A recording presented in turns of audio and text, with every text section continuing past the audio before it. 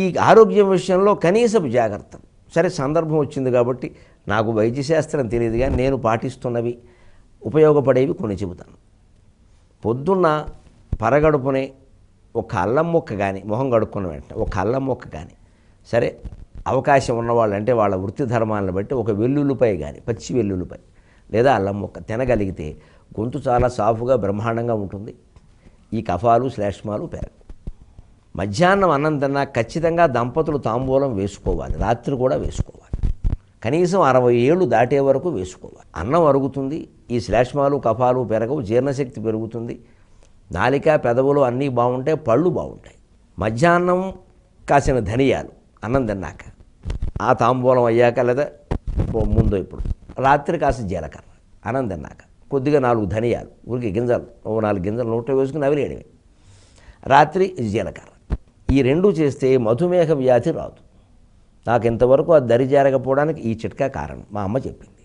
మధ్యాహ్నం రాత్రి తేడా ఏం లేదు, మొత్తం మీద ఓ పూట ధనియాలు ఓ పూట జీలకర్ర. ఇంట్లో ఉండేవే, ఎక్కడ రూపాయి ఖర్చు లేదు. ఉన్నదేదో కిరాణం ఖర్చే, అంతకంటే ఉంది. ఎక్కడ కాస్త సభకు వెళ్ళి మాట్లాడవలసి వచ్చినా లేకపోతే ఆఫీస్కి వెళ్ళినా మాట్లాడక తప్పదు కదా. ఒక లవంగం మొగ్గ 2 మొగ్గలు నోట్లో వేసుకుంటే ఆ ఘాటు కాస్త గొంతులో ఉండే ఇబ్బందులన్నీ పోయి కఫం పెరగకుండా మాట సాఫీగా ఉంటుంది. మా ఉపన్యాసాలకి అవధానాలకి మా విజయ రహస్యం లవంగమే. ఎప్పుడూ లవంగాల డబ్బా జేబులో ఉంటుంది చిన్నది. ఆ సభకు ముందు 2 బారేస్తాం, గొడవ వదిలిపోతుంది. తాత్కాలికంగా 2 గంటలు ఏమైనా ఉన్నా అది లాగేస్తుంది. రాత్రి పడుకోబోయే మీద ఖచ్చితంగా ఒక యాలక్కాయ, ఎప్పటికే చాలా ఎక్కువైనట్టున్నాయి. ఇవన్నీ చిన్న చిన్న చిట్కాలు. ఈ శ్లేష్మం కఫం విషయంలో జాగ్రత్త పడటం కోసం కాస్త మధ్యాహ్నం నిద్రపోయే అలవాటు ఉన్న వాళ్ళు లేచాక ఒక్క ఉసిరికాయ బద్ద, అది కూడా రామ్దేవ్ది ఆమ్లా చట్పట్ అని దొరుకుతుంది. హాటు స్వీటు 2 ఉంటాయి.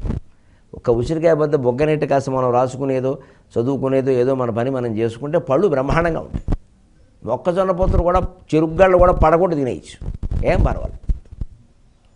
ఇలా ఇవన్నీ చిన్న చిన్న చిట్కాల కింద బాగా ఉపయోగపడతాయి. ముఖ్యంగానండి ఆరోగ్యానికి సంబంధించి చెబుతున్నాను మొహమాటం లేకుండా. ఇంట్లో కింద కూర్చోగలిగితే ఎన్నిసార్లు కూర్చోగలిగితే అన్నిసార్లు కూర్చోవాలి, బాసిం పెట్టేసుకుని అన్నిసార్లు మళ్ళీ లేవాలి. అది బాగా చేస్తే వేరే వ్యాయామాలు కూడా ఏమక్కర్లేదు. పైకి ఎక్కాలంటే అటక తలుపులు నెలకోసారైనా తీసేసి చిన్న ఇప్పుడు దొరుకుతున్నాయి ఇనపవి తేలికవి బరువు అల్యూమినియంవి. ఎక్కడం దిగడం ఎక్సర్సైజ్ కోసం కాదు, పని కోసమే. అవేవో తులుపుదాం తీద్దాం, ఒకసారి తీద్దాం మళ్ళీ పెడదాం, నెలకోసారి బాగుంటాయి. ఇలాంటి పనులు వ్యాయామం కోసం చేస్తే మన పనులు అయినట్టుగా ఉంటాయి, ఇల్లు శుభ్రంగా ఉంటుంది, ఆరోగ్యం బాగుంటుంది. అంతకంటే వద్దు. అలా మా ప్రస్తుతి అంటే ప్రకృతి మనసు రామ.